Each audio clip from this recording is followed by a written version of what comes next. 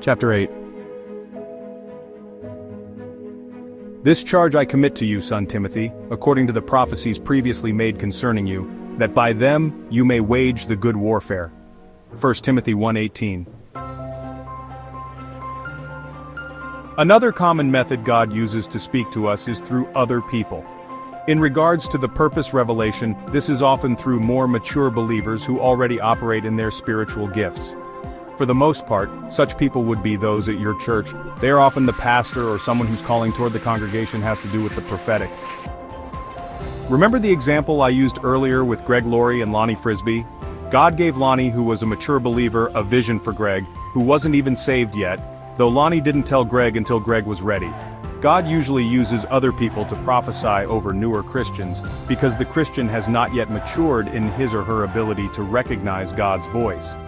At times, we see such imparting occur between a gospel instructor and their student, between the teacher and the disciple. Take Apostle Paul and his disciple Timothy. Paul writes to Timothy with the charge to preach the gospel and to be an evangelist. 2 Timothy 4:1-5. Timothy's purpose: preach the gospel. His ministry gifts, evangelism and teaching. His innate gifts, likely public speaking and leadership. His spiritual gifts, undoubtedly prophecy, encouragement, and empathy.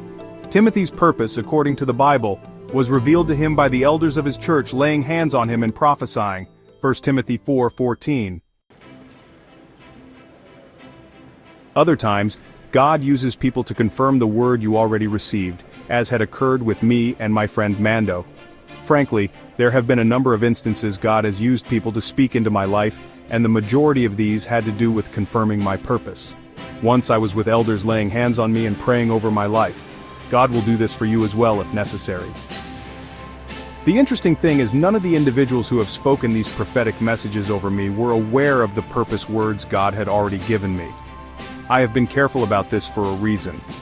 I will speak about this shortly, but they were always spot on, because every one of these revelations, despite the number of unconnected people who did the speaking, came from one source: the Lord. And please be wise in who you let prophesy over you. If the person is trustworthy, if they have a good track record in the prophetic, in the church, if they have your best interests at heart, then listen to the message.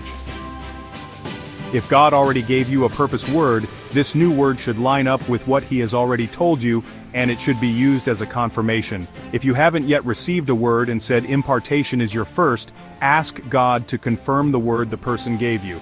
Always obtain a confirmation. Confirmation, confirmation, confirmation. I don't proceed without at least one, but I prefer two. And I often get both if I only ask and wait. Even ask for a confirmation for a dream or vision to be sure you have the right interpretation. God will do it. He's eager for you to know what He's planned for your life. I'll touch more on confirmations shortly. I suppose the best way to describe God's still small voice is that it comes from within the person, specifically from the Holy Spirit to one's own spirit. 1 Corinthians 2:10-12.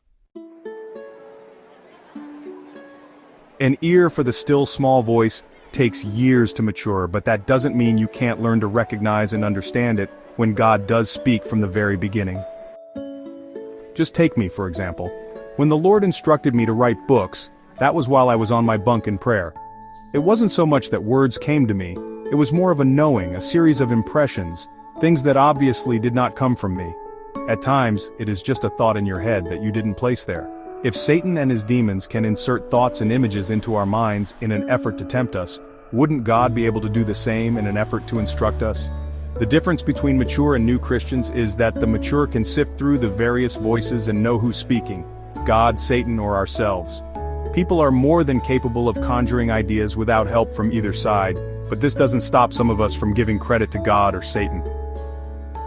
Be sure when you feel God is speaking to you in the still small voice that, if the information is important, you immediately ask God to give you a confirmation from either the Bible, a trustworthy person, or some other reliable means. Many of the instances when God speaks to us in this small voice are during our prayer time. Spending time with God opens the door to communication, whether through prayer, musical worship, or reading the scriptures. We are in His presence then. During prayer though, God can give us what some people call the download. This would be a rather sizable quantity of information about your purpose walk or whatever else is going on in your life. Such downloads can be a monthly, weekly, or even a daily occurrence. It all depends on your relationship with God. The more time you spend with Him, the more He speaks. This spiritual journey is all about relationships. He is our Father after all, and He wants to converse with His children. I encourage you to have a pen and paper or a prayer notebook handy to write down these things during your prayer time. In the beginning, some of these prophetic thoughts and ideas you will likely confuse with your own.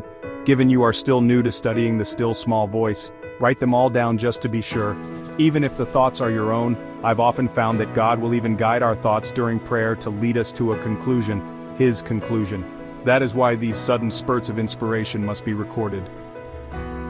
In time, with practice, you will recognize which voice is God's, which is Satan's, and which is your own. And the more time you spend conversing with God, the less deafening and regular Satan's voice becomes. The only advice I can give on developing the still small voice is to first pray about other things. And then, toward the end of the prayer, once God's presence is ushered in and distinct, you pause and allow the Holy Spirit to guide your prayer. That way, God can converse back and you can write it all down. I discovered long ago that during prayer the Spirit will lead if you let Him. Usually, after spending time in prayer and getting in that spiritual zone, with your mind relaxed away from daily troubles and anxieties, you can feel and see the Spirit bring up the next item to pray about. The inspiration is subtle, as is the difference between your thoughts and His. But there is a noticeable difference. Once you feel this occurring, latch on, like pulling at a long thread, and continue the prayer under the Spirit's guidance. This is one of the best practices to discern the still small voice in all areas of your life, in prayer as well as when you're out and about doing daily activities. But it starts in prayer and in the Bible. It starts with spending time with God. Dream interpretation works the same way, praying about other unrelated things, and then at the end, after 10 to 30 minutes of initial praying, and then going over the dream symbols with God. The responses will be in that still small voice, always. Actually, it was through dream interpretation in prayer that I quickly developed hearing this voice. I now recognize it outside of prayer. You will too, after regular practice. Just remember, and I can't say this enough, the key to everything is spending time in God's presence. Fasting also helps. Fasting quiets the mind and flesh and makes our spirit more sensitive to God's Spirit.